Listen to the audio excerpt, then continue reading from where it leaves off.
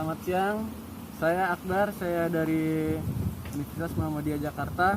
Saat ini saya sedang berada di Kepulauan Seribu Selatan, lebih tepatnya di Pulau Tidung Kecil. Tujuan saya ke sini, saya ingin menjalankan program KKN saya dalam rangka mewawancarai salah satu petugas yang menangani konservasi budidaya laut mangrove yang ada di Pulau Tidung ini. Dan di samping saya kenalkan, saya Fajur dari Pusat Budidaya dan Konservasi Laut. Saya menangani bidang mangrove dan tanaman pesisir. Ya Mas, apa yang bisa saya bantu di sini?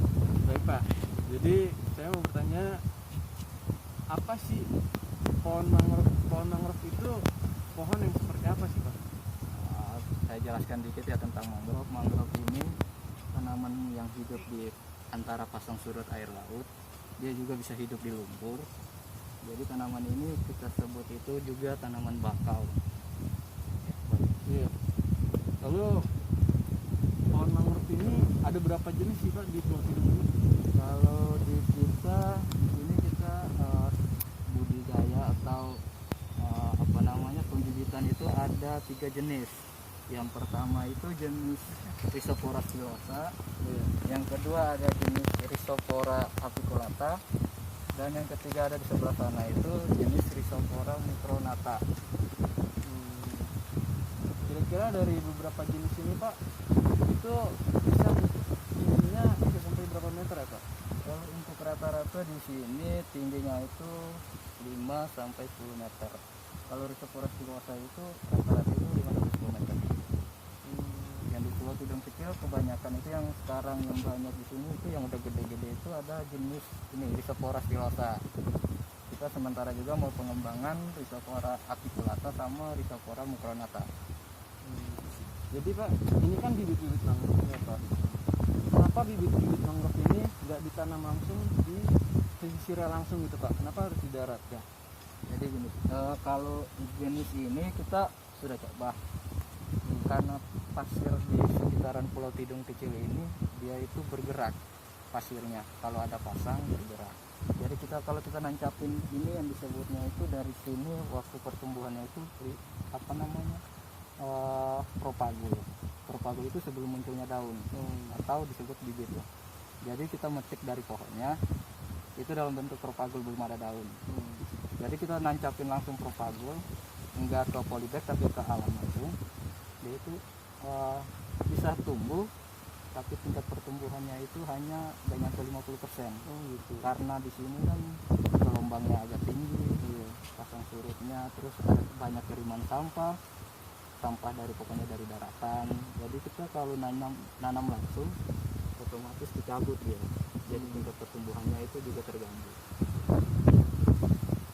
Lalu Pak, proses perawatannya sendiri dari awal sampai akhir itu gimana Pak, sampai siap tanam? Jadi pertama itu kita panen propagulnya itu dari pohon indukannya. Pohon indukan. Terus kita langsung persiapan media tanam dalam polybag. Di polybag ini kita pasir campur dengan pupuk kompos, karena kita nggak punya pupuk kandang, kita campur pakai pupuk kompos biar di dalam polybag ini terdapat banyak nutrisi buat pertumbuhan dia juga. Jadi kalau udah ini umurnya ini udah sekitar 5 sampai 6 bulan. Jadi kita biasanya itu 6 bulan udah bisa tanam karena dia jumlah daunnya itu udah 6.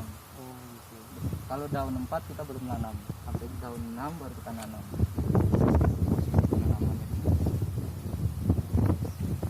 Jadi intinya nih Pak ya, jadi mangrove ini fungsi dan tujuannya ditanam di pesisir pantai itu tahu Pak?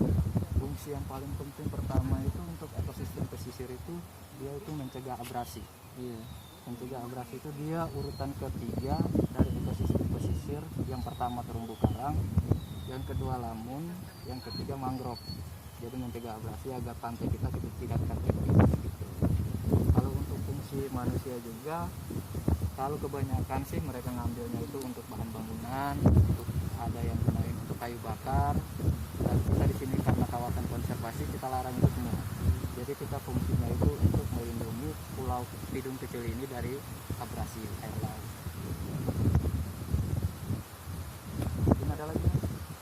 ditanyakan? Cukup. Baik Pak, terima kasih banyak karena sudah mau meluangkan waktu untuk saya. Semoga apa yang Bapak sampaikan bisa bermanfaat untuk saya pribadi Amin. dan juga untuk masyarakat Pulau Tidung ini sendiri, agar bisa menjadi lebih peduli lagi terhadap alam dan lingkungan yang ada di sini. Ya, diharapkan juga mahasiswa juga bisa mencintai lingkungan, khususnya daerah sendiri dengan menanam mangrove, ada juga apa namanya transplantasi karang, pokoknya menjaga alam lah, menjaga pulau ini agar tidak terjadi kerusakan yang sangat amat berat. Sayang juga kalau pulau ini akhirnya rusak, kehidupan di sini juga terganggu. Ya udah, kedepannya nggak ada tempat-tempat yang hijau-hijau lagi di pulau-pulau kita. Oke. Jadi jadi gitu. Seperti yang dijelaskan juga yang mengenai pohon mangrove tadi. Pohon mangrove itu sangat penting untuk daerah pesisir pantai. Karena dengan adanya pohon mangrove itu sendiri itu bisa menahan gelombang atau ombak air laut yang menyebabkan abrasi atau pengipisan pasir pantai. Oke, sekian dari saya. Semoga video ini bermanfaat bagi yang menonton dan khususnya untuk masyarakat Pulau Tidung sendiri, agar masyarakat Pulau Tidung sendiri bisa menjadi lebih peduli lagi terhadap alam dan lingkungan yang ada di Pulau Tidung. Saya Akbar pamit undur diri. Salam KKN UNJ.